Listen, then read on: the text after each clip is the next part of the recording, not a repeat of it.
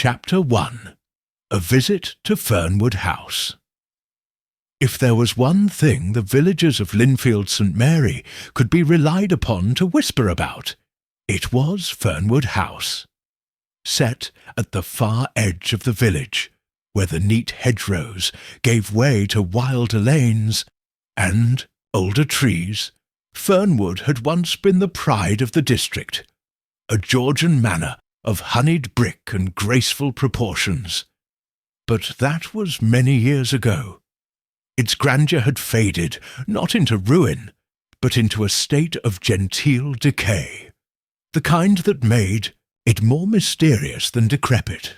The ivy grew thicker each spring, the windows darkened a little more each year, and the air around it, so the more fanciful spinsters said, was tinged with something unfinished.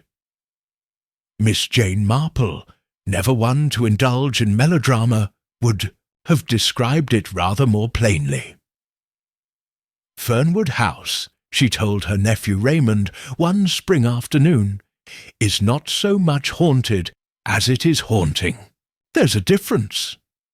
It was on the occasion of the Easter luncheon, a quaint local custom organised by the Women's Guild, that Miss Marple found herself walking the long drive to Fernwood, her parasol neatly furled, and her sensible shoes pressing down on the moss-speckled gravel.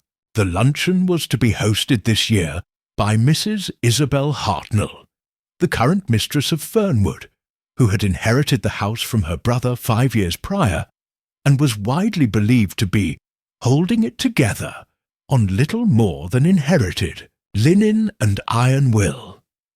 Miss Marple had not visited Fernwood since before the war, but as she passed beneath the overgrown arch of wisteria and saw the sagging trellis that bordered the conservatory, she recalled, with a curious chill, how often the place had been whispered about even then, something to do with a cousin lost at sea, or a will contested and never spoken of again. Such things were seldom forgotten in villages like Linfield. Inside the house, the luncheon proceeded with expected awkwardness and charm. The long dining table had been polished to a dull sheen, and the place settings, faintly mismatched, spoke to the desperate raiding of a rarely opened china cupboard. The meal itself was modest but competent. Slices of cold ham, a coronation chicken salad, and something approximating a lemon syllabub. Around the table sat a small but intriguing gathering. Mrs. Hartnell, the hostess herself, in a stiff lilac blouse and wearing a brooch that looked suspiciously like a mourning piece. Canon Weatherby, a guest from the next parish, who seemed too fond of the elderflower wine. Miss Cordelia Drake, a visiting cousin with sharply drawn eyebrows and an unfortunate cough. Mr. Terence Blythe, a solicitor from London rumoured to be overseeing things for the Hartnell estate. Celia Tomkins, the young housemaid, clearly unused to serving guests and startled by every clatter. Miss Marple, seated quietly near the far end of the table, accepted her plate with a warm nod and watched everything and everyone. I'm afraid Fernwood is rather out of sorts these days, Mrs. Hartnell was saying as she poured more tea. I do what I can, of course, but it's simply too much for one woman. Quite so, murmured Canon Weatherby, who had already reached for a second scone. You've no household staff remaining, then? Asked Miss Marple mildly. Only Celia, said Mrs. Hartnell, and a gardener who comes in twice a week. The days of parlour-maids and footmen are quite over, I'm afraid. Miss Marple offered a smile, but her eyes lingered a moment on the girl in question. Celia Tomkins, no more than 19, with pale skin and a tremor in her hands that made the silver rattle on the tray as she passed. "She's very young," Miss Marple remarked gently. "Local," Mrs. Hartnell replied. "From Barton Heath. Shy as a field mouse, but she's grateful for the work." Miss Cordelia Drake gave a sudden cough, a rasping, unpleasant sound, and dabbed at her mouth with a lace-edged handkerchief. "Your cousin is unwell?" Miss Marple inquired delicately. Cordelia gave a strained smile. "Old bronchial thing. The air in Fernwood doesn't help, I'm afraid. Too damp. No ghosts, though," said Mr. Blythe with a smirk, cutting a wedge of sponge cake. "You'd expect more in a place like this." Mrs. Hartnell's smile faltered just slightly. "Fernwood may have its share of legends," she said crisply, "but we are quite without spectres, at least the kind that walk." There was a pause, and in that pause Miss Marple caught something, flickering like a shadow in the corner of the room. The look between Mrs. Hartnell and Cordelia. The slight glance exchanged, unremarkable to most. But in Miss Marple's experience, such things were never only glances, they were calculations, warnings. When the luncheon concluded and the guests slowly drifted out into the overgrown garden to admire the daffodils, Miss Marple lingered near the drawing-room, where a large oil painting of a man in naval uniform hung above the fireplace. She tilted her head. The brass plaque beneath it read, "Captain Edwin Hartnell, 1897-1918. Your brother?" she asked quietly as Mrs. Hartnell joined her. The woman nodded. "Lost in the Adriatic. Submarine attack. We never recovered the body," Miss Marple observed, the faint dust on the frame. "Not recent, but neither neglected. Must be hard," she said softly, "never to have said goodbye properly." Mrs. Hartnell's voice was low. "One never does, even when one has the chance." It was a curious thing to say, but before Miss Marple could reflect on it, Celia the housemaid gave a sudden cry from the hallway. When they rushed to the source of the noise, they found her in the narrow corridor near the servants' stairs. One hand clutched to her apron, the other pointing toward a half-open door. "I didn't touch it," she stammered. It was open, and the light was on. I thought no one used the east room any more." Miss Marple moved gently past her and looked inside. The east room was small and dark, the curtains drawn. But what caught the eye immediately was the old chaise by the window, draped in a thin cloth, and on it something quite out of place. A small travel case, tan leather, monogrammed, and resting beside it, open and faintly fluttering in the breeze from the cracked window. A diary. Miss Marple stepped closer. The writing was shaky but readable. The date was recent, only 3 days prior, and the final line on the page read, "I think she knows. She always watches the window. If I disappear, start in the garden." Miss Marple closed the book slowly. She turned to Celia. "Dear," she said calmly, "do be so kind as to fetch Mr. Blythe, and perhaps Canon Weatherby. I'm afraid Fernwood may not be quite so free of ghosts as we hoped." Chapter 2. The Village Reacts. By the next morning, news of the diary at Fernwood House had threaded itself into every corner of Linfield St. Mary. It began, of course, at Hargreaves's bakery, where Mrs. Bletchley, never one to let a fact go unembroidered, whispered to her neighbour that a body had been discovered, along with a secret will and a blood-stained pillow.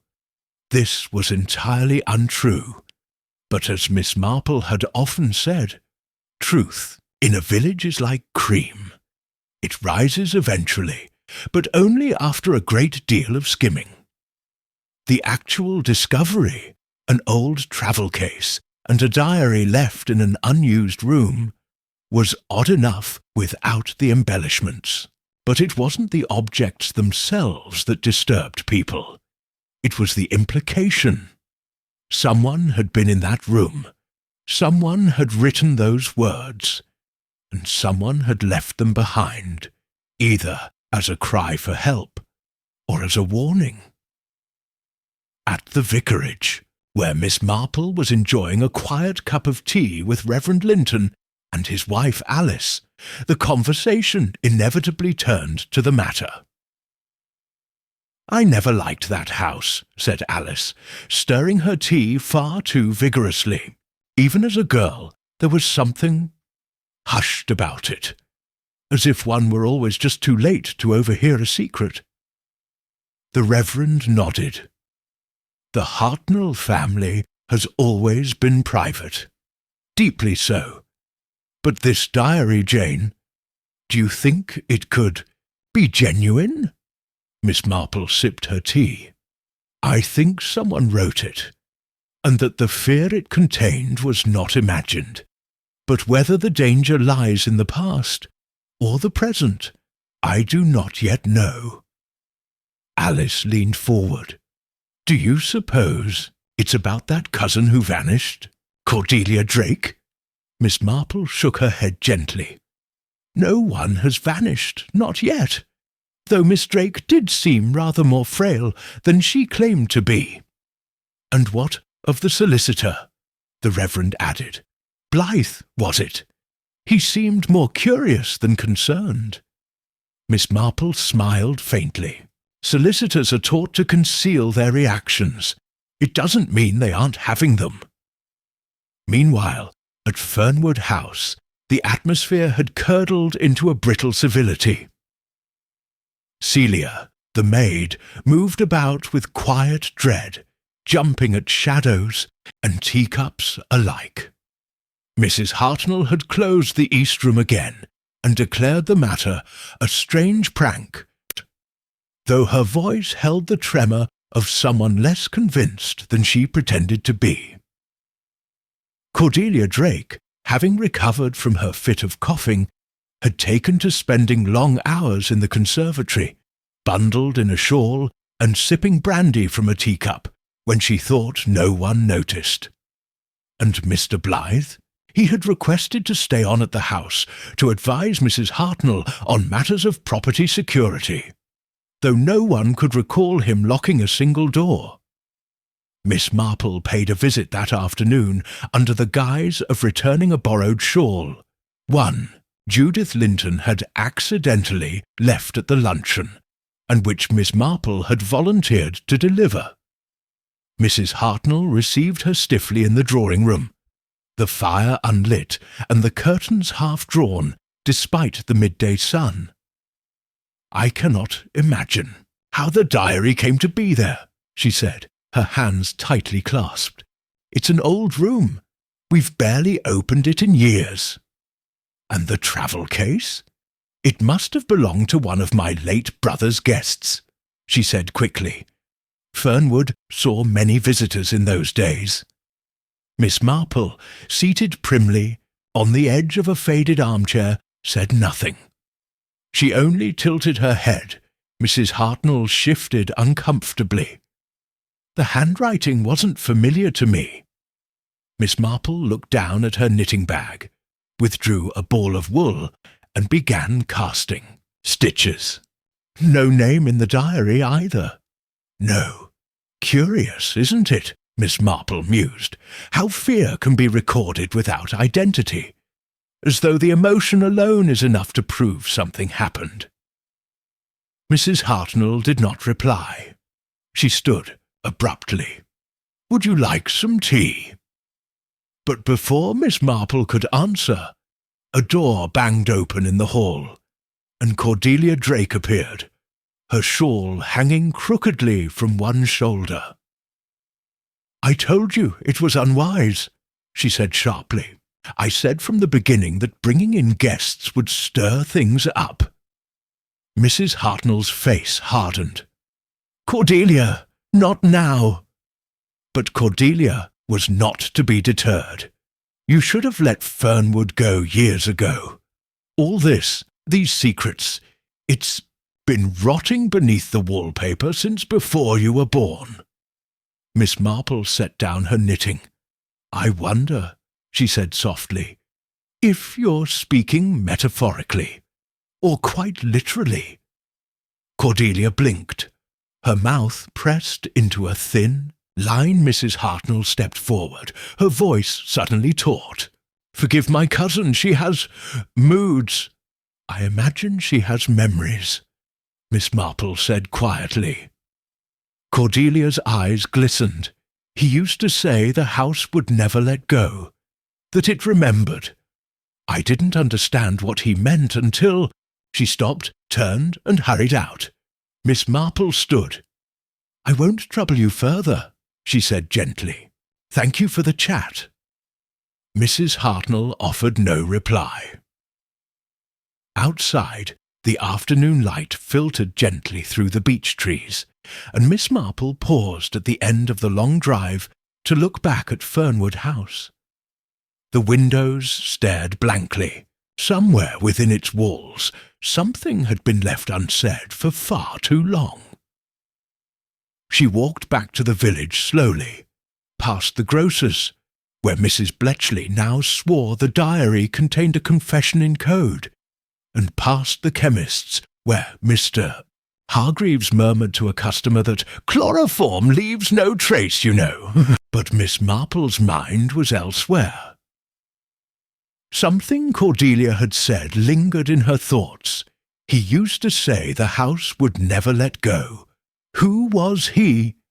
Captain Edwin Hartnell, or someone else, someone still alive, who had walked Fernwood's corridors recently enough to leave behind a bag, a diary, and a warning. She stopped at the post office and posted a note to an old friend in Bath, a former clerk in the probate court, with an excellent memory for strange codicils and contested estates. If there had been a visitor to Fernwood unaccounted for, someone who'd been close enough to see something and frightened enough to hide it, Miss Marple would soon know. Until then, she would knit, and listen, and wait, and in the village the whispers would continue to grow. Chapter 3. Early Investigation. Miss Marple, as the Reverend Linton once observed, was not a woman who asked questions. She simply invited answers. She had a way of sitting quite still, with a look of vague interest and innocent amusement that made even the most reticent villagers begin to speak without realizing how much they'd said. That particular skill was now engaged in full. Her first stop after Sunday service was not Fernwood, but Rose Cottage, the modest home of Celia Tomkins's mother, a widow who took in mending and opinions with equal industriousness. The tea was weak, the jam homemade, and within 15 minutes Miss Marple knew everything Celia had never said aloud. She came home after the luncheon white as a sheet, Mrs. Tomkins said, smoothing her apron. Said she'd seen something. Not right, wouldn't say what, but I know my Celia. She doesn't jump at shadows without cause. And has she said anything since? Miss Marple asked mildly, watching the sugar dissolve in her tea. Barely a word, except one thing. Yesterday morning, she muttered, it was open. That door was always locked before. Mrs. Tomkins paused. What do you think she meant? Marple only smiled as though the question were too clever for her. I suppose it could mean anything, she said softly, but perhaps Fernwood is full of doors long kept shut. Later that day, Miss Marple took a quiet walk to the churchyard, ostensibly to check the state of the creeping thyme that grew wild along the boundary wall. She encountered Canon Weatherby, who had returned for evensong and was pottering about the gravestones with the air of a man hoping to discover a historical scandal. "Miss Marple," he called out cheerfully.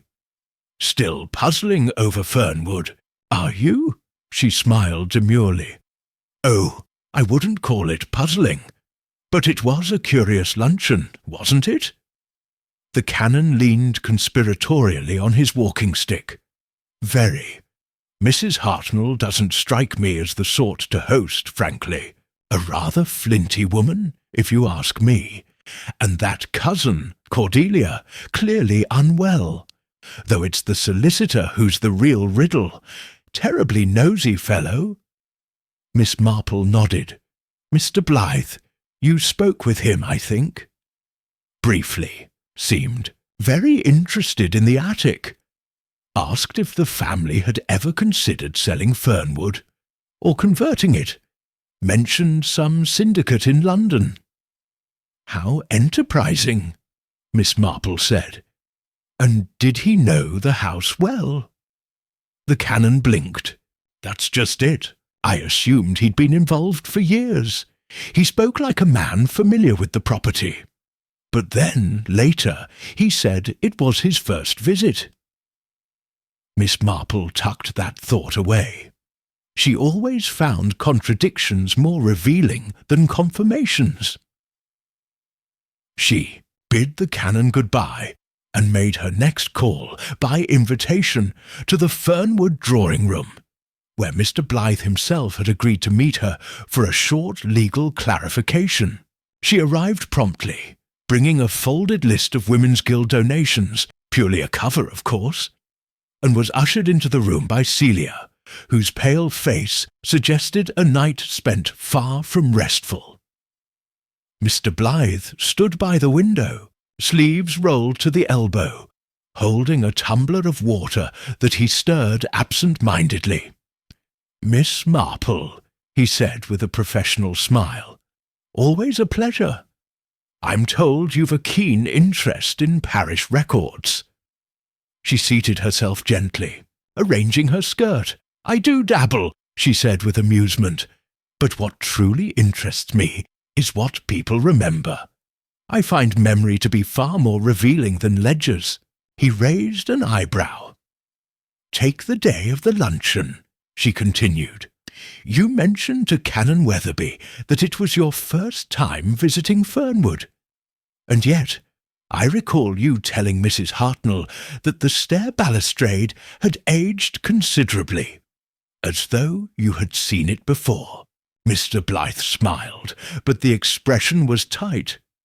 "I may have misspoken.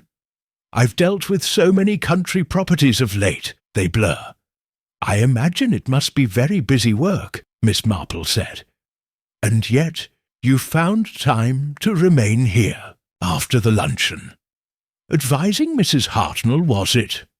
He shifted slightly. "There are matters of probate. The estate is more entangled than it appears." "So I gathered," Miss Marple said. "Though it's odd, don't you think, that Mrs. Hartnell hasn't mentioned a current case pending?" Mr. Blythe stared at her, then shrugged. "Perhaps it isn't my place to disclose."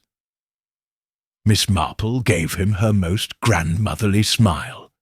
"Of course not," but as she left the house and walked back toward the green, her mind was already lining up the inconsistencies. Blythe's claim of a first visit, his knowledge of the house's structure, his eagerness to stay on, yet no visible paperwork or files, and something else, his odd reaction to the diary. Others had shown concern, confusion, even fear, but Blythe had seemed amused. The next morning, a letter arrived at Miss Marple's cottage. It bore a tidy Bath postmark and was signed by Clive Denner, a retired clerk she had written to days earlier. The contents were illuminating. Dear Miss Marple, in response to your inquiry, I can confirm that a Mr. Terence Blythe was indeed involved in a probate dispute regarding the Fernwood estate some 12 years ago. He represented a party contesting the will of one Edwin Hartnell, presumed deceased. The case was quietly dismissed when no new evidence surfaced. However, the identity of Blythe's client was never disclosed in court records.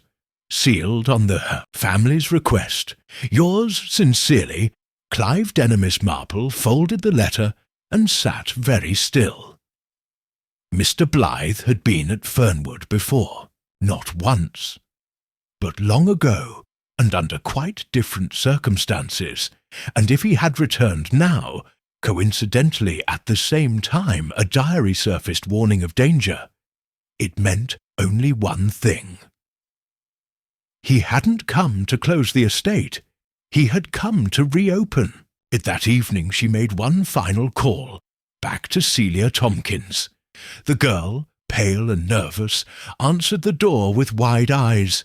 "Miss Marple," she whispered, "I didn't do anything wrong, I swear." "I believe you," Miss Marple said kindly.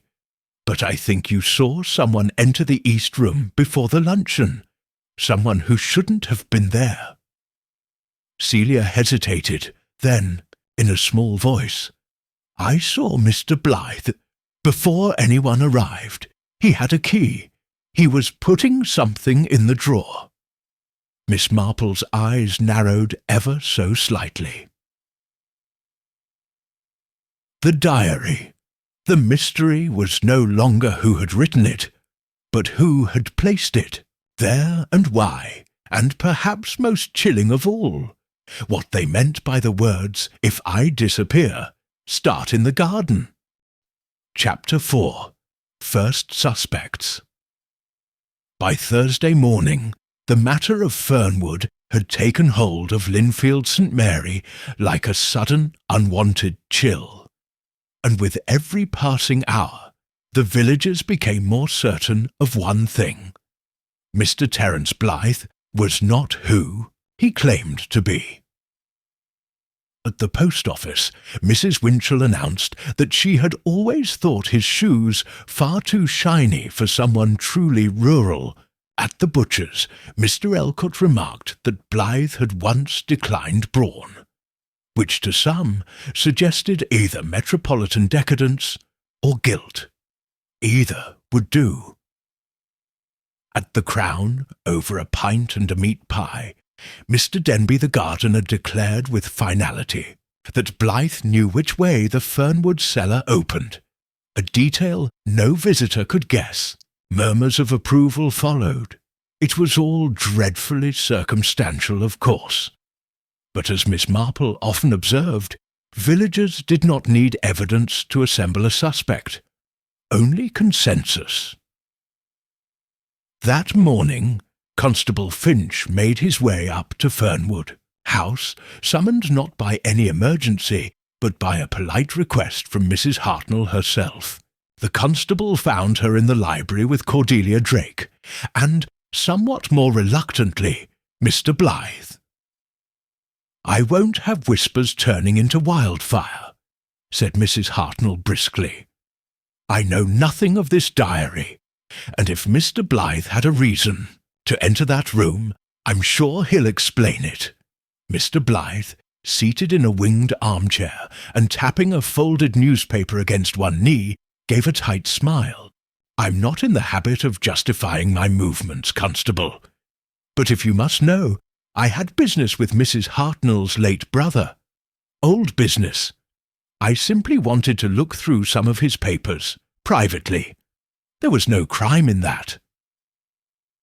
"Except the room was locked," Cordelia murmured. Blythe's smile thinned. "Old houses have keys in odd places. I found one. Nothing more sinister than that." Constable Finch scratched at his neck. "Well, Mr. Blythe, The vicar's already asked that any legal inquiries regarding the estate go through the diocese. It's not that we suspect anything. We're just, well, trying to maintain order." Mrs. Hartnell gave a sharp nod. Yes, order.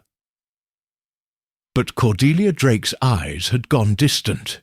Her cough, once a dramatic affectation, had quieted to a shallow wheeze.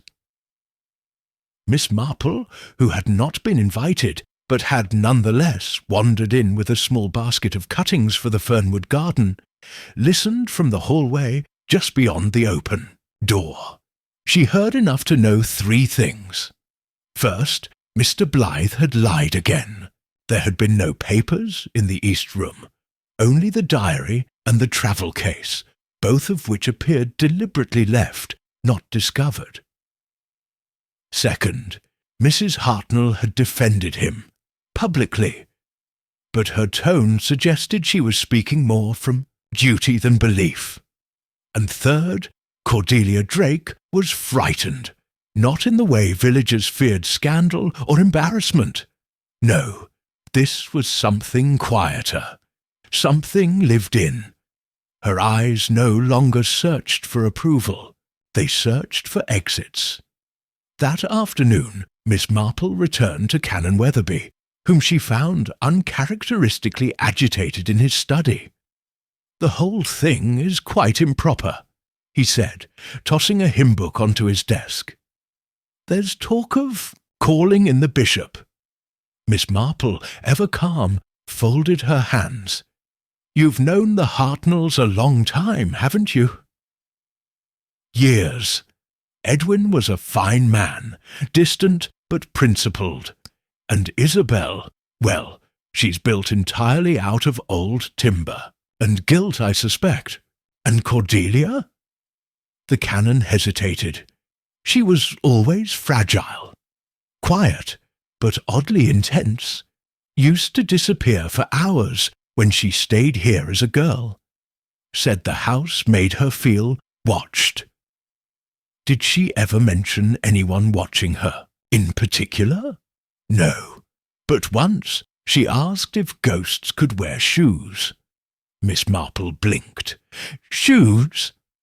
She said she heard footsteps outside her door every night, and that they always stopped when she breathed too loudly.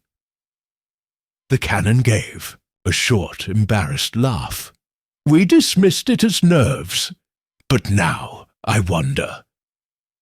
Miss Marple said nothing. She was thinking about Cordelia's sudden cough, her deep discomfort, and the years she had spent in proximity to Fernwood's shadows. It wasn't the diary that had spooked her. It was the return of something she thought long buried. Something, or someone, still alive. By evening, the consensus around Mr. Blythe had hardened. A solicitor with no papers, a history with the estate, a lie about being new to Fernwood. He was the obvious suspect, so obvious, in fact, that Miss Marple found herself doubting it. And that, in her experience, was when the real danger began. That night, she sat with her knitting beside the fire and wrote a letter. Not to the probate office this time, but to Miss Amanda Carlton, an old acquaintance who had once worked as a nurse at a sanatorium in Oxfordshire. Miss Marple remembered with absolute clarity that Cordelia Drake had once been sent to such a place, briefly and without any public mention. She asked only one question. "Do you recall a Miss Cordelia Drake? If so, was there ever mention of a Mr. Edwin Hartnell?" She sealed the letter and set it aside. Then she closed her eyes. The East Room. The diary. The missing case. The handwriting. Shaky. Frightened. "If I disappear, start in the garden." Why, the garden? She remembered what Cordelia had said. He said the house would never let go. But what if the danger had not been the house, but someone within it? And what if the house, Fernwood, had merely played its role, sheltering, concealing, waiting? The next morning she returned to Fernwood under the pretence of delivering more cuttings. Hydrangeas this time, her favourite excuse. Mrs. Hartnell received her with visible tension, but allowed her in. Cordelia was not present. Miss Marple wandered briefly toward the back hall, feigning confusion about the kitchen's location, and passed through the old conservatory. Beyond the glass, the garden stretched wild and tangled. And then she saw it. Near the edge of the hedge, half obscured by brambles, stood an old greenhouse, its windows fogged with age, its door unlatched. No one had mentioned the greenhouse. At once she stepped closer, the scent of earth and overripe foliage strong in the air. Inside, the shelves were covered in old pots, broken cloches, and a scattering of dried herbs. And in the far corner, beneath a mouldy canvas, she saw a shallow hollow in the floor, lined in stone. It had once been a root cellar. Now it was empty, but not long ago something had been placed there. Hidden, or perhaps someone. Miss Marple stood very still. Then she turned and made her way back toward the house. The true suspect, she now believed, had been overlooked not because they had fled suspicion, but because they had always appeared too fragile to warrant it. But fragility, as she well knew, was a clever disguise. Chapter 5. A hidden clue. It was in the late afternoon, while trimming the edge of her back garden with her usual precision, that Miss Marple recalled something, an oddly specific detail that had barely registered at the time. It had not come from Mrs. Hartnell, nor from Mr. Blythe, nor from Constable Finch's account. It had come from Celia Tomkins, the maid. "I didn't touch it," she had said, trembling at the threshold of the east room. The light was on. It was the kind of thing no one questioned. In a house like Fernwood, where electricity flickered and wall sconces came alive with unpredictable voltage, such a statement passed without interest. But now, kneeling in her hydrangeas with the smell of fresh soil in the air, Miss Marple understood. What had been wrong? There were no electric lights in the east wing. The wiring didn't extend that far. Mrs. Hartnell had said so herself at the luncheon.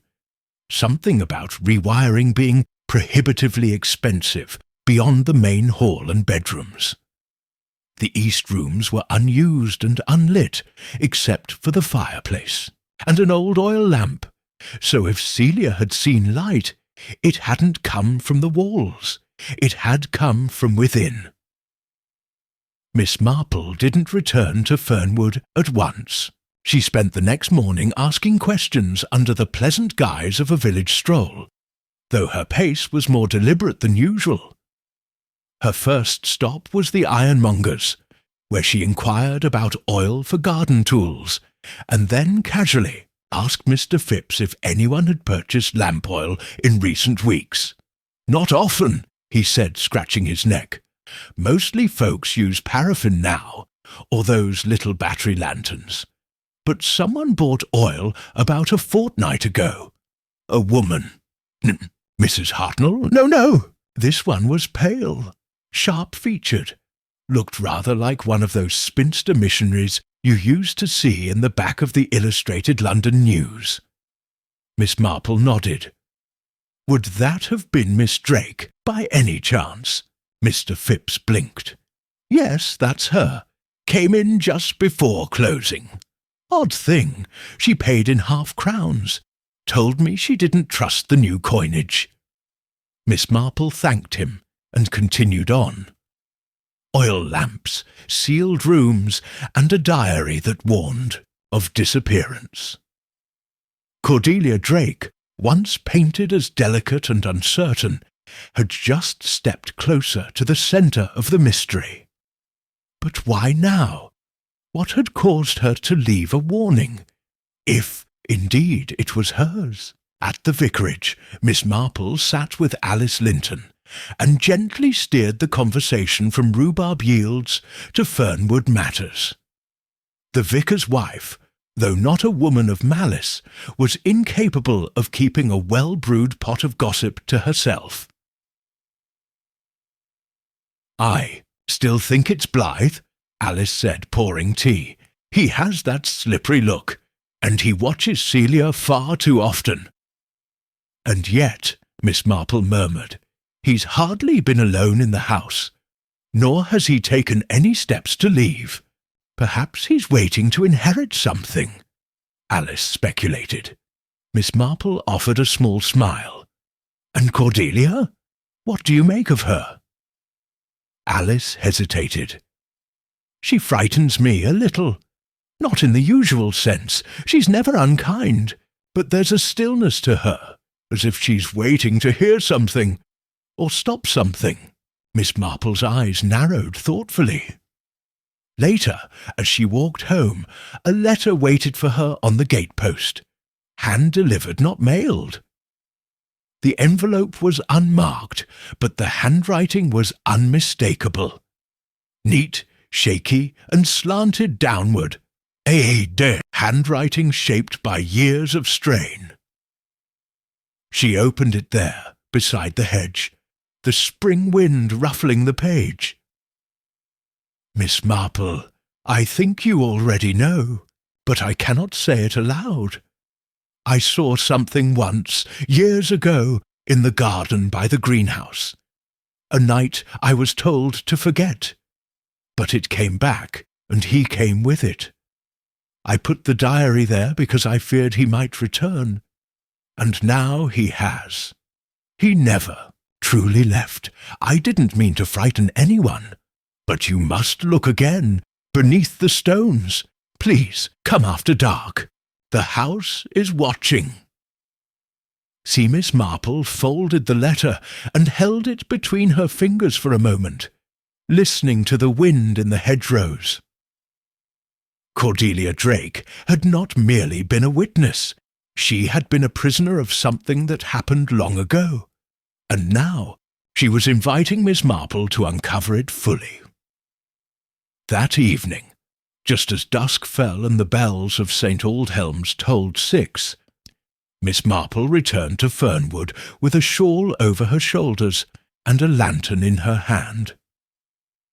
She did not go to the front door. Instead, she followed the garden path along the hedge, past the stone bench, and toward the greenhouse. It looked different in the failing light, less forgotten, more expectant. She pushed open the rotting door and stepped inside. The air was damp and still, insects clicked beneath leaves, and the scent of moss clung to the walls.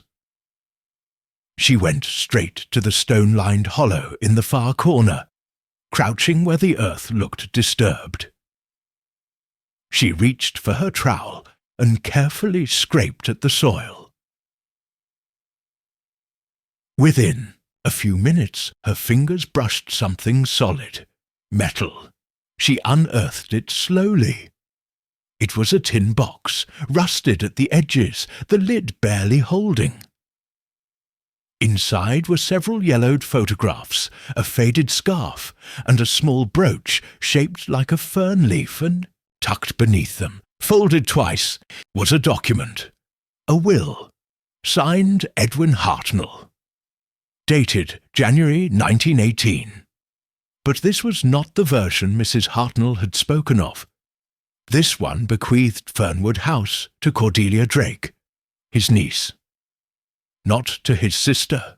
Miss Marple sat very still, the wind moaning softly through the broken glass panes. Now she understood. Cordelia had once been the rightful heir, but the will had been hidden, buried quite literally, and someone had made sure she never knew, until now. Miss Marple returned to her cottage well after dark and placed the tin box carefully on the mantel. Blythe had returned, yes, but not for justice, and Mrs. Hartnell's inheritance, so long held, was never truly hers. But most troubling of all, the warning in the diary had not yet come true. If I disappear, start in the garden. Cordelia had not disappeared yet, which meant someone, somewhere, was preparing to make her vanish, before the truth could fully surface. And Miss Marple, already knitting the final threads in her mind, knew it was time for one last move. Chapter 6. Confrontations and Secrets. By Friday morning, a storm gathered over Linfield St. Mary, not in the sky, but in the air between people. Conversations grew clipped, glances sharper. Even the birdsong seemed quieter, as though nature, too, held its breath. At Fernwood House, the atmosphere had turned brittle. Miss Marple arrived just before noon, with a parcel of cuttings wrapped in brown paper. Mrs. Hartnell received her in the drawing-room, pale-lipped and taut.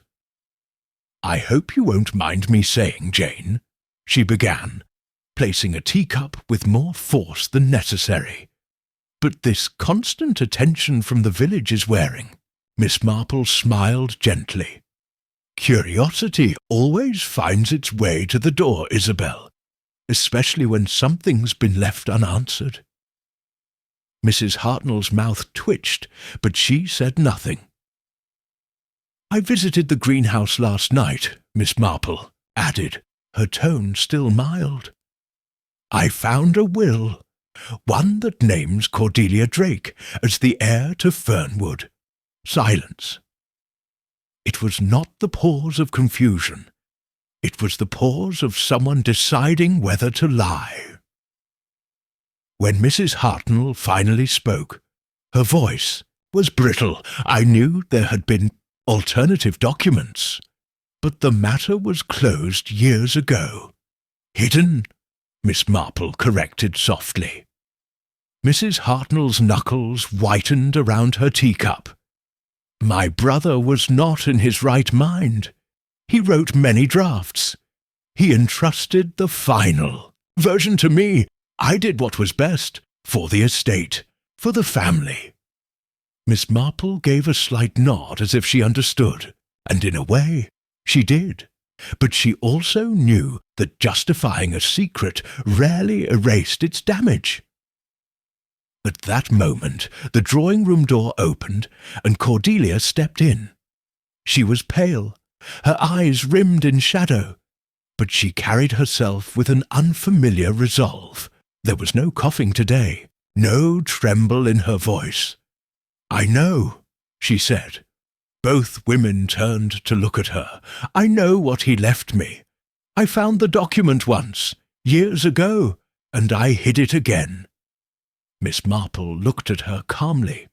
"Why?" "Because I was 14, Cordelia said, "and my aunt told me if I claimed it, I would be cast out, that I was unstable, that the house would consume me." Mrs. Hartnell's face darkened. "That's not what I said." "You implied it," Cordelia replied, her voice steady, "and I believed you." Miss Marple rose slowly, brushing the creases from her skirt. "There's something I've learned in life," she said quietly. "Secrets grow like ivy. You think they're covering something up, but really, they're pulling it down." Cordelia looked down. "He wasn't just my uncle. He was the only person who ever told me I mattered." There was a silence then, deeper than any argument. Mrs. Hartnell turned her face toward the window. "I did what I thought was right," she said quietly. "I kept Fernwood alive, maintained the house, paid the staff, protected the name." "But you didn't protect me," Cordelia replied. Miss Marple watched them both for a moment. Then gently she said, "You know, there's something rather curious about that diary." Cordelia blinked. "What do you mean?" "The handwriting. You said you left it, but the final entry, it was different. The slope of the letters changed, the spelling shifted, and most telling of all, it ended with a phrase you never used aloud." Cordelia's eyes widened. "Then I didn't write it." "No," said Miss Marple. "You wrote the first entries, but someone else finished it." She turned to Mrs. Hartnell. "I believe that person wanted to frighten you." Cordelia's voice dropped to a whisper. "Aunt Isabel." But Mrs. Hartnell shook her head. "I would, never. Not frighten you, my dear," Miss Marple said gently. "Frighten her." They both turned to the maid standing just outside the door. Celia. She stepped into the room, her apron rumpled, her face oddly calm. "I didn't mean to hurt anyone," she said quietly, "but I wanted her to leave." Cordelia stared. "You wrote the last entry." "I knew about the will," Celia said. "I heard them, Mrs. Hartnell and Mr. Blythe, arguing one night about what to do if you found it, about keeping it buried." Cordelia looked to her aunt, whose face had gone very still. "You lied," she whispered. "I protected you," Mrs. Hartnell said, voice hollow. Celia continued, "I thought if she was frightened enough, she'd run. I didn't know she'd go to Miss Marple." Miss Marple nodded slowly. "You were afraid she would take Fernwood." "I grew up here," Celia said. "My mother worked here before me. This house is all I've ever known. If she inherited it, if it changed hands, I'd be out." Miss Marple sighed. "Fear makes us do small things," she said, "but also cruel things." Celia looked down. "I'm sorry, Miss Drake." Cordelia nodded once, but her face remained unreadable. Mrs. Hartnell stood now, hands shaking. "It's all unravelling," she murmured, "all these years. And now it's gone." Miss Marple stepped forward. "Not gone, Isabel, but perhaps finally honest." She turned to Cordelia. "There's still the matter of the will, but that's for a solicitor, not for this room." Cordelia nodded. Miss Marple smiled faintly. "And I believe there's someone in the village who would be more impartial than Mr. Blythe." That evening, Miss Marple returned to her cottage and watched the sun set over the hedgerows. The air was quiet, heavy with the scent of lilac and soil. She sat in her chair by the hearth and opened her diary. Fernwood House was never cursed. It was only wounded. Some houses are kept alive not by bricks and wood, but by truths finally spoken aloud. Outside, the bells of St. Aldhelm's rang gently across the fields, and at Fernwood a window opened for the first time in years. Chapter 7. Another twist. 2 days had passed since the confrontation in the drawing-room of Fernwood House. In village time, it felt like 2 months. For once, Linfield St. Mary was quiet. The shops returned to normal chatter. The gossip about Fernwood turned reflective, half regretful, half smug. Miss Cordelia Drake, many agreed, had proven surprisingly dignified. Mrs. Hartnell, while not forgiven, was granted the faint absolution that came with the words, "She meant well." Celia, it seemed, had slipped into invisibility again, and Mr. Blythe had left the village abruptly, his departure noted only by a single unsent letter found in the vicarage bin, addressed to no one. Miss Marple, however, remained unconvinced.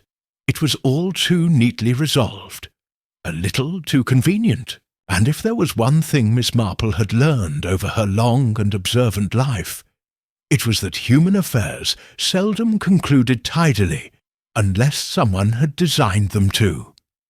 It wasn't until a damp Sunday morning that the thread appeared, delivered, not by a suspect or a witness, but by young Freddie Cossington, the grocer's boy. She was walking home from the vicarage when he ran up, red-cheeked and panting, waving a scrap of paper in his hand. "Miss Marple, Mum said to bring you this. Said I wasn't to read it, but I saw the name Fernwood, and I thought you might want to know straight away." She took the folded page with a kind smile, and read it carefully, her brow furrowing as the words, unfolded. "Found this in the shed behind the greenhouse. Looks like it's been there years. You'll know what to do with it. Can't have this sort of thing turning up now the Drake girl's making plans. Please don't mention me." A friend attached, by a paperclip, was a second item. A faded, torn page from what appeared to be an old-school notebook. The ink had run, but parts of it remained legible. Told me not to say anything about what I saw. He was in the garden, standing over something. It was like a trunk, half buried. I think it was moving. He saw me, and said if I breathed a word, he'd say it was me who dug it up. I didn't want to, but I dream about it, the girl in the scarf. She looked at me like she knew. I'm scared she'll come back. No name, no date.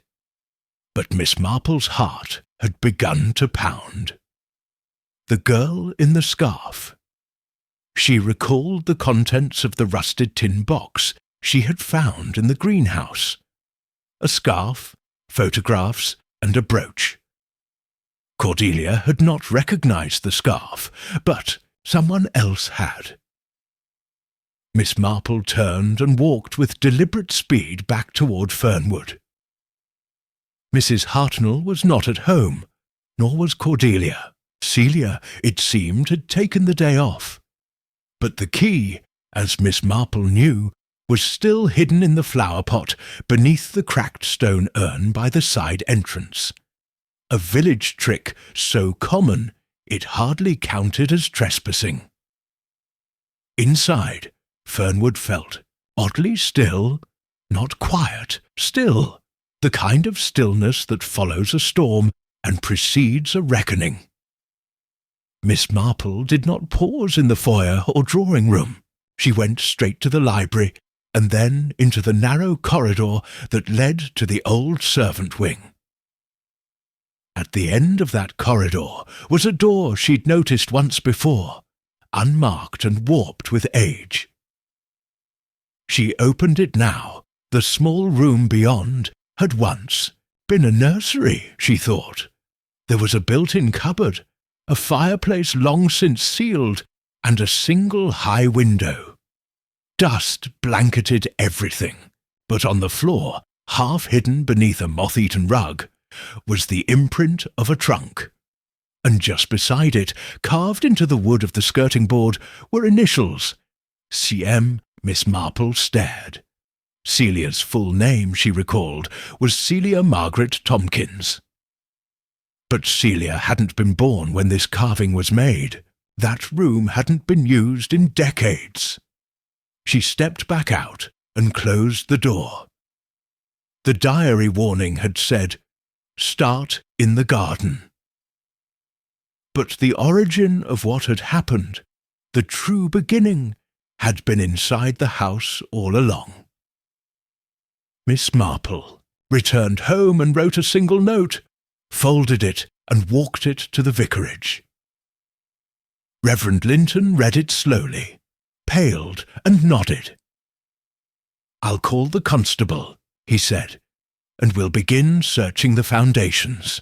Quietly, that night beneath the floor of the old nursery, they found the remains of a trunk, rotted through with time. Inside were scraps of fabric, bone, and a single rusted bracelet bearing the initials A.R. Miss Marple remembered the village records. A housemaid had gone missing from Fernwood in 1918. The same year Edwin Hartnell died. Her name had been Agnes Rowley. The scandal had been hushed, the disappearance uninvestigated. Edwin's death, by enemy fire in the Adriatic, had drawn attention away, but the truth had remained. Agnes had not run off. She had been buried. Miss Marple stood beside the dug-up foundation and felt a chill pass through her bones. The will hadn't been buried to disinherit Cordelia. It had been buried because someone had murdered the girl who witnessed its signing.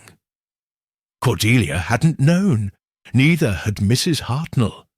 Only one person had ever alluded to the basement, the garden, the girl in, the scarf, the anonymous page.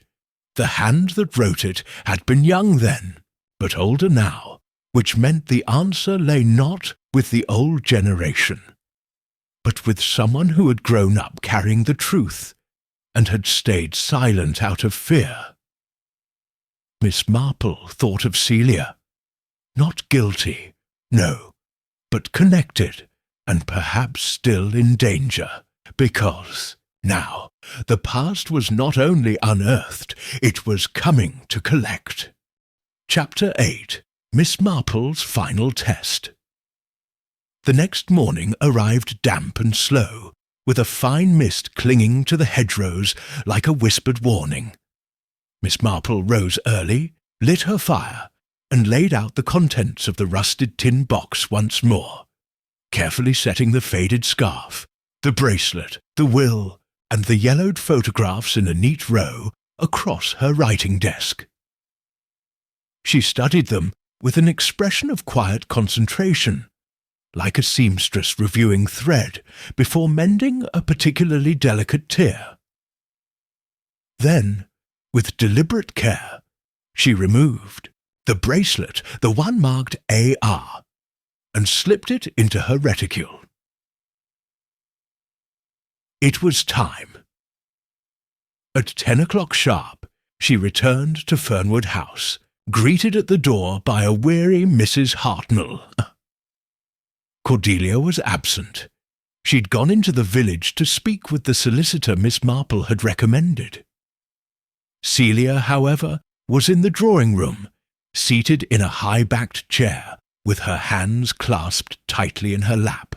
Her eyes flicked toward the doorway, with a kind of practised neutrality, as though waiting for something, but determined not to appear eager. Miss Marple entered with her usual unhurried grace, and placed her bag gently on the table. "I thought," she said cheerfully, "that I might return something that belongs to the house." She reached into her bag and retrieved the bracelet, holding it delicately by the chain. "Do you recognize this, dear?" she asked Celia, her tone light and seemingly innocent. Celia's eyes darted toward it, then away. "No," she said quickly. "Should I?" Miss Marple gave a little sigh. "I rather thought you might. You see, it was found beneath the floorboards, along with what remained of Agnes Rowley." Mrs. Hartnell drew a sharp breath. Celia paled but held her composure. "I don't understand," she said. "That name, Agnes, I don't know who that is." Miss Marple tilted her head. "Perhaps not directly, but I wonder, did your mother ever speak of Fernwood's old staff? The women who worked here before the war?" Celia hesitated. She mentioned a few. Names I barely remember. Why? Because Agnes Rowley was one of them, Miss Marple said gently. And she vanished in 1918. A disappearance no one investigated very thoroughly. Likely dismissed as a flighty girl running off with a soldier. She paused, then added, but she didn't run. She was buried here, beneath the nursery floor. Mrs. Hartnell had gone quite still. Celia's hands, folded in her lap, had begun to tremble slightly. I think, Miss Marple continued, someone in this house saw what happened, or heard something they were told to forget, and I think that memory stayed with them, like a splinter under the skin. Still, Celia said nothing, so Miss Marple changed tack. There was a child here then, a boy perhaps, a playmate of Cordelia's, or a cousin, someone who came and went but knew the rhythms of Fernwood. He may have stumbled on something in the garden, a trunk, a body. Perhaps he was told to keep quiet. Celia looked up now, her lips parting slightly. Miss Marple's voice softened. Did your mother ever tell you who your father was? Mrs. Hartnell gasped. Miss Marple! But Celia was already standing. No, she said quietly. She never did. Miss Marple nodded. I think it was someone who worked here. Perhaps even someone tied to the Hartnells. And I think your mother knew the danger of that connection. That's why she stayed close to Fernwood. Why she raised you in its shadow. You've lived your whole life feeling as though something was owed, and perhaps it was. Celia's face was pale, her eyes glistening. I didn't want to hurt anyone, she whispered, but I hated how they looked at me, like I didn't belong, like I was something they'd rather forget. Miss Marple stepped forward and took her hand. You do belong, Celia, but not by hiding what happened. Agnes deserves to be remembered, and you deserve the truth.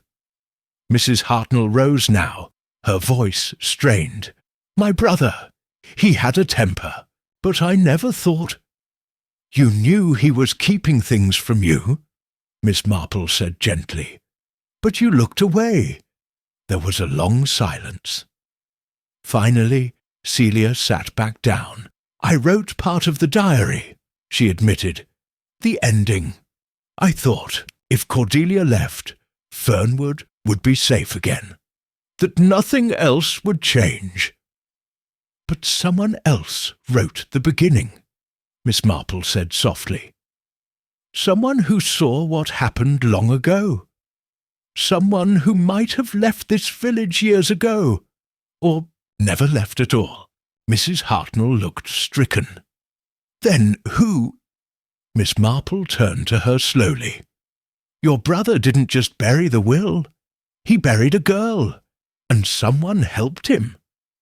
Mrs. Hartnell's eyes widened. You can't mean— Mr. Blythe, Miss Marple said. She opened her bag again and produced a letter, newly delivered from Bath that morning. Miss Marple, your instincts were correct. Terence Blythe worked briefly as a clerk in London before the war. He was never a solicitor, not officially, but he did spend time on country estates, including Fernwood, where he was listed as a family assistant under Edwin Hartnell's name in 1917. More troubling, he was questioned in 1920 in connection with a missing girl. Though no charges were filed, I'd be very cautious. Your faithful, Amanda C. Miss Marple folded the letter. He returned not to settle the estate, but to ensure it remained buried. Once the diary surfaced, he knew the past was rising. He hoped to reclaim whatever leverage he'd once had. Mrs. Hartnell sat heavily, her eyes unfocused. But it's over, Miss Marple said gently. Agnes will have a name, Cordelia will inherit the house, and Celia," she turned to the maid, "will have her place, not as a shadow in the corner, but as someone who endured and remained." Celia's tears spilled over, but she nodded. Outside, the mist had lifted. Sunlight broke through the clouds like a quiet blessing. Miss Marple stepped to the window, watching the garden sway. In the breeze, and somewhere beneath the soil, truth stirred in its long sleep. Chapter 9. The reveal. It was late afternoon when Miss Marple returned to the drawing-room at Fernwood House, this time with no pretence of gardening clippings or social visits. Instead, she had asked that all parties be present. Cordelia Drake, now seated beside the hearth, with a quiet steel in her posture. Mrs. Isabel Hartnell, upright and brittle as ever, hands folded tightly in her lap, and Celia Tompkins, whose face bore the fragile calm of someone who had come through a storm and was still unsure whether the sky would darken again. The mood in the room was heavy with expectation. Outside, the spring light slanted through the lace curtains, casting faint bars across the carpet. Miss Marple stood near the window, the rusted tin box beside her on a side table, the scarf, bracelet and will all laid out like relics from an Heonch Dada, unearthed past. "I appreciate your patience," she began gently, "but I believe it's time to lay everything to rest." Truthfully, completely, and without further whisper, Cordelia sat forward. "I know what the will means now. That I was meant to inherit Fernwood. That Uncle Edwin intended it." "Yes," Miss Marple said, "but the will was hidden, not merely out of spite or jealousy, but to conceal something darker. Something that I believe your aunt only began to suspect after your uncle's death." Mrs. Hartnell did not speak. Her eyes were fixed on the will. Miss Marple continued, "In 1918, a housemaid named Agnes Rowley disappeared. It was assumed she had left in haste, but she had not. She had been killed and buried under the floor of the old nursery." Cordelia's eyes flicked to Celia, then back to Miss Marple. "But who?" "Edwin Hartnell," Miss Marple said softly, "though the truth, as always, is layered.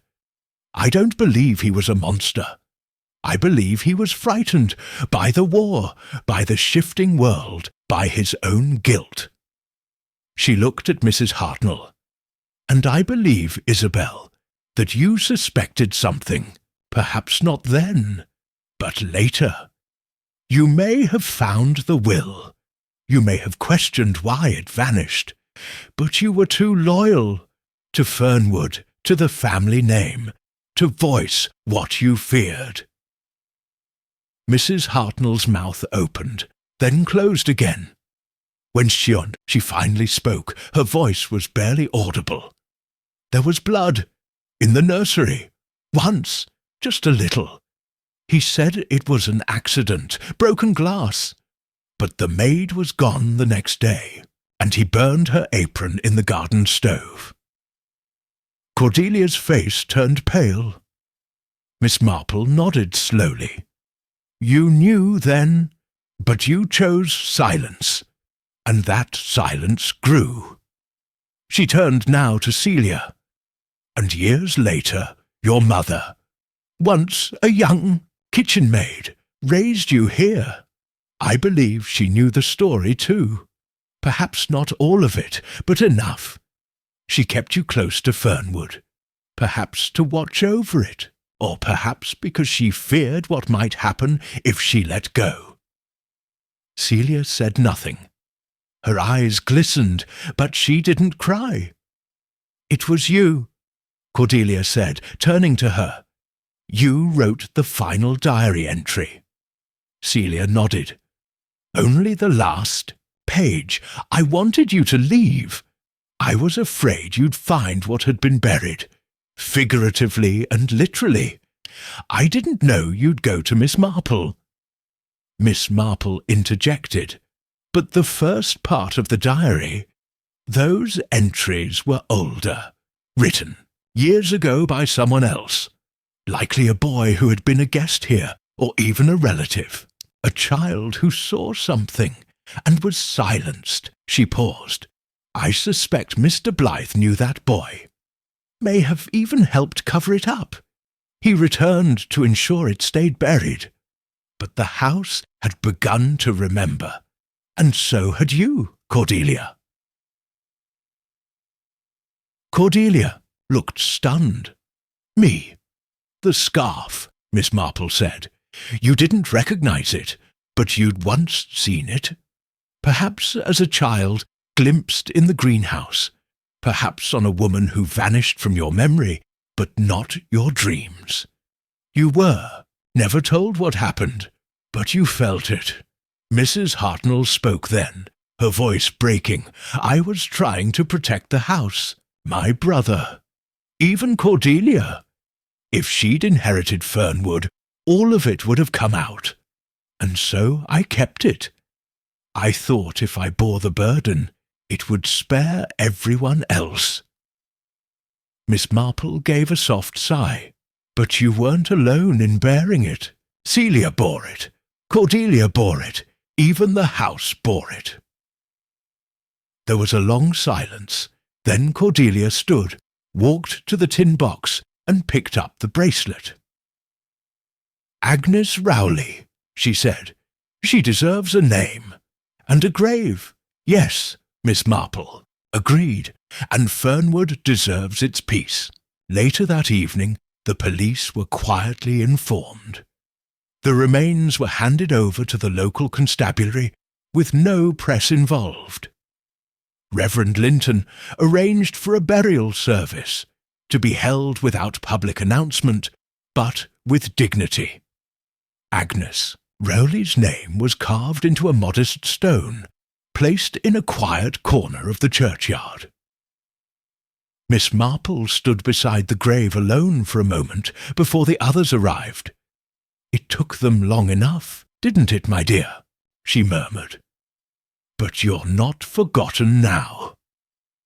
Behind her, Cordelia and Celia approached. They stood together, two women shaped by the same house, by different silences, and said nothing. There was nothing left to say, only the wind, soft through the trees, and the slow tolling of the bell.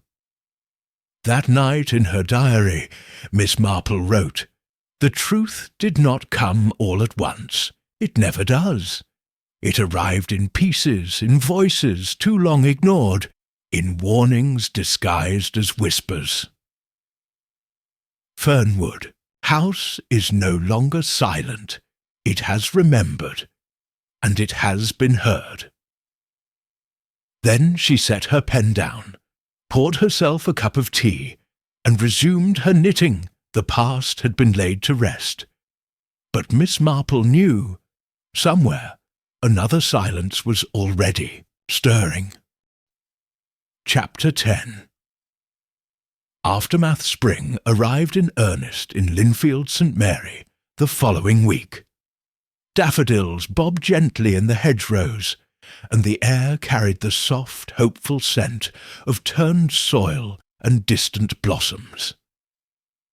The village, having done what it always did, survived a scandal without ever quite admitting it had occurred, returned to its rhythms with delicate care. The events at Fernwood House were no longer the subject of whispers so much as a collective, cautious hush. Agnes Rowley had been laid to rest with quiet dignity.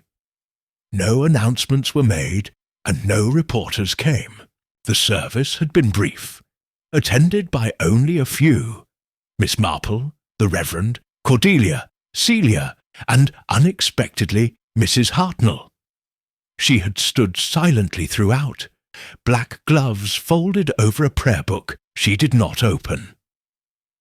No one offered speeches, only silence, and, perhaps for the first time, it was honest. Fernwood House itself did not change overnight. The windows remained shuttered in the east wing, and the ivy had not yet been cut back, but the energy within had softened. Cordelia, with the newly validated will in hand, had decided not to evict her aunt. Mrs. Hartnell would remain in the West Rooms for as long as she wished. There was no bitterness in the arrangement, only the kind of worn understanding that forms between people who have survived something wordless together. Celia, for her part, stayed on as housekeeper, not as a maid.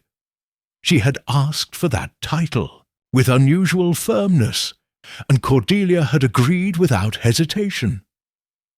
There were boundaries now, mutual ones.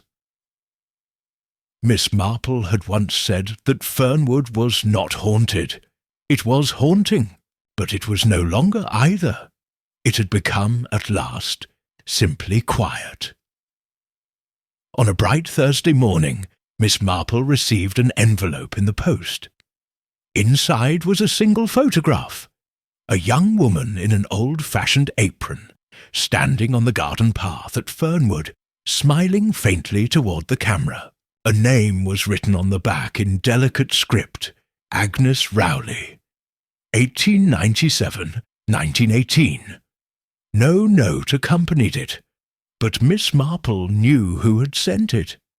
She placed it in the drawer beside her bed, beneath her reading spectacles and beside a dried sprig of lavender. Then she returned to her garden, trimming back the rosebush with practised care. At midday, her niece's letter arrived from Eastbourne, filled with tales of bridge clubs and an overzealous new curate. At tea, she joined Alice Linton for a quiet cup by the vicarage garden. They did not speak of Fernwood. They did not need to, because the house now stood not as a mystery, but as a memory, and in Linfield that was enough. That evening Miss Marple wrote one final entry in her diary. Some stories take years to speak, others wait for a voice kind enough to listen. Agnes Rowley waited. So did Cordelia. So, perhaps, did I. The silence at Fernwood was never about ghosts. It was about shame, about women told to forget, and the long breath they hold when no one believes them. Now, Fernwood breathes again, and so, I think, can we. She closed the book. Outside, the wind rustled gently through the evening air. Somewhere down the lane, a dog barked once and was quiet. The sky turned lavender over the hedgerows. Miss Marple, her knitting folded neatly beside her, poured herself a final cup of tea, and looked out the window toward the hills. There would be more mysteries, more secrets, dressed in Sunday clothes, but for now all was still, and Fernwood at last was at peace.